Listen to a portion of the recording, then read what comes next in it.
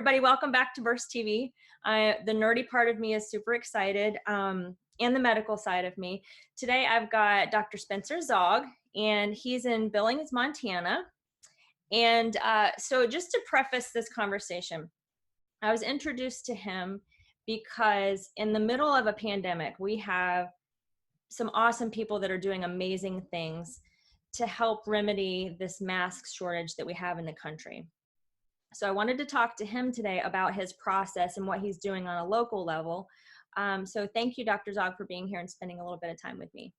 My pleasure. Super, super excited. So just for those that aren't familiar with 3D printed systems, like I have a small one at home. There's a couple different kinds. There's the one where you've got like a resin in a liquid form, which is really cool. UV light hits it and it looks like something out of Star Trek, and an object just kind of raises out of it like magic, voodoo magic.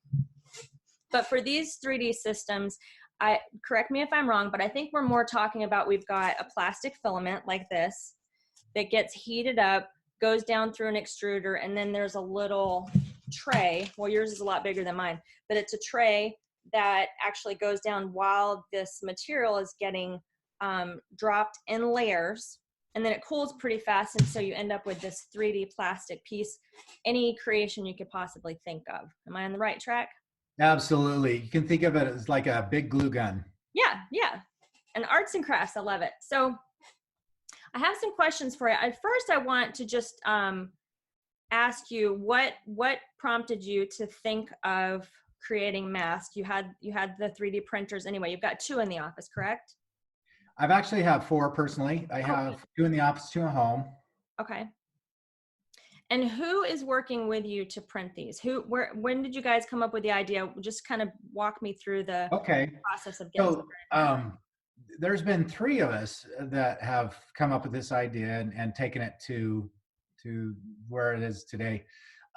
Dusty Richardson, who's a neurosurgeon here in Billings, and myself. Smart guy. He's a smart guy, and my son. So the 3 of us have worked on previous projects before. We kind of look at better ways to do things or solve problems and things like that. So this was really one of those things where things came together to make this happen. The day Dusty called me, he had a note on his surgery door that he is only allowed, because of shortage, only allowed a mask a day and not a mask a case like usually what you do. And so he was just said, wow, this really is a situation we have to be aware of. And yeah, it's not fake news. This is not fake news. It's affecting me right now. Yeah. And the other, and he was able to talk to me, and he said, hey, what if we 3D printed some masks? And so then that's what got the ball rolling. And honestly, like I said, it was a perfect storm, because the ADA make recommendations, as well as our governor, to not do elective cases. So I have a lot of time on my hands now instead of doing dentistry. So we really worked day and night. Within 3 days of the idea, we had prototypes, and we finally finalized things put them online so people could get them. So that's kind of the story. That's how kind of, there was sketches, there were prototypes, and prototyping this wasn't easy, because you do one and then you wait. Yeah. And 3D printing isn't exactly lightning speed. It takes a couple hours, right, to get one of these masks printed. It does. It takes somewhere between 2 and 3. That's an average. There's some printers even 5-6 hours for one. And in my mind, the biggest concern would be, like, you've got to have this pretty well sealed, especially if you are dealing directly with patients that could be carriers of this virus. So my next question would be, was the intent to have this worn on top of another mask, or solely by itself and then disinfected and reused? Like what's the intention and how are people actually using it now? So that's a good question. At the time that we were doing this, there was only a shortage. That means there are still masks available.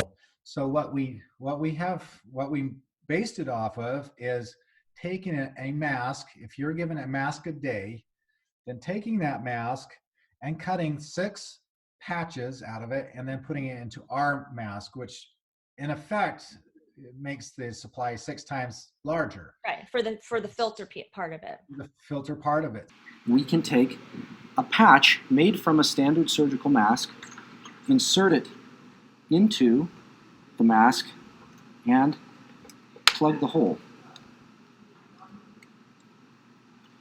thereby allowing for a filtration cartridge using only a portion of each mask. So that's the model that we use is let's maximize the supply that we do have and the materials that we do have. So it's not made to make over top of anything. We suggest a seal in there, and we have done some testing, and it does quite well. If you put a general surgical mask in there, then it performs like a general surgical mask and so forth. Right. Yeah. So that's going to depend on the material you use. So yeah, people have been, it's been actually been kind of like cutthroat. Some of the conversations that I've gotten to with people, they're like, I don't understand why people are wearing masks out in Publix. And I said, listen, I've got a level 3 mask. I know how to wear it. I wear it when I go grocery shopping. It keeps my hands off my face. Right. I'm not producing aerosols and dealing with this person. I'm 6 feet away, but if I happen to walk into a room, it's going to give me a level of protection just as well as if someone else were to wear a mask. They're also going to, so it's just another layer. But for if there's any, because there's a lot of general public that are going to be watching this video, what's the difference between a level 1, level 2, level 3, and then an N95? Okay. So in a nutshell, it's the amount of particles that it can filter out. General surgical masks aren't very good actually at particle filtration. They do some, but it's more made for barrier of fluid. So if you think of general surgery, you don't want fluid either from you going into a wound, surgical wound, or vice versa. So they have good barrier protection from moisture. Then as you go up levels, then particulate gets more and more filtered to where everybody's heard of an N95 now. It's a common household name. I always try to look at the rainbows and sunshine. Like I think coming out of this, people are going to be a little more prone to pay attention to what they're touching. And, from a hygiene perspective, we're bathed in aerosols all day. And a lot of my hygienist friends have been just wearing a level 2, level 3 mask for a long time. And I really think we need to maybe readdress that as we... The pandemic's not going to be over all of a sudden. Exactly. And then, of course, the N95 is kind of the gold standard in which you want to do that. And so that can prevent 95% of the particles that are airborne. Is that kind of what it's for?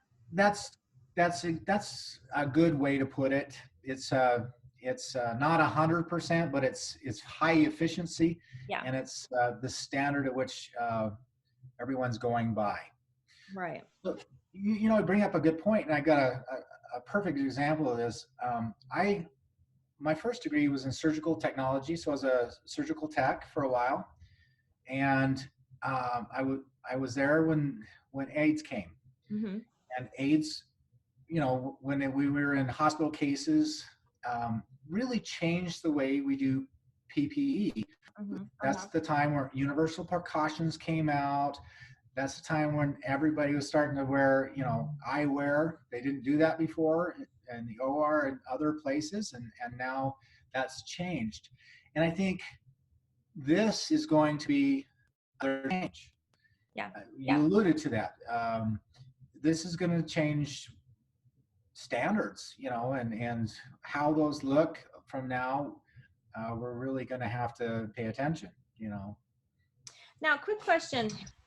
I've read about different types of filament. There's even some that have like silver embedded. For these to be somewhat successful? I mean, I don't know how you can measure that at this point, but do you have a certain type of filament for these masks, or is this sufficient?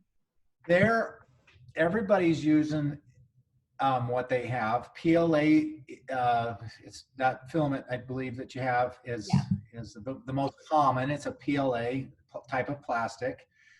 There's all types of plastic. There's nylons. There's even rubbery type materials, and because everybody is so plentiful, not all printers can print nylon. It's got to have a higher temperature, and it's a little more finicky in the way that you lay down the layers.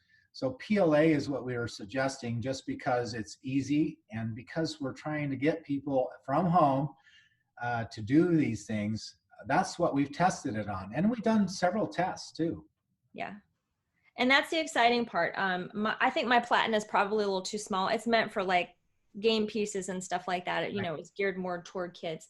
But for all of you out there that have 3D printers, the file types are pretty universal. You can actually go online and get this free file template. So Yes. Can you tell us where this at? Would they go to makethemaskpr@gmail.com, or do you have a website also that we can link them to? I have a website too. That's how we linked at the very first, because things take a long time, and I was able to manage mine very quickly. Yeah. That's at longliveyoursmile.com. Okay, perfect. And you can get the link there. But also we've created another website called makethemasks.com, and that's what you're alluding to. And both areas you can download the file. Perfect. I'm so excited. I applaud you. There's a lot of really, really cool people doing amazing things and stepping up. So thank you for your time and inspiring other people. I appreciate it. Thank you.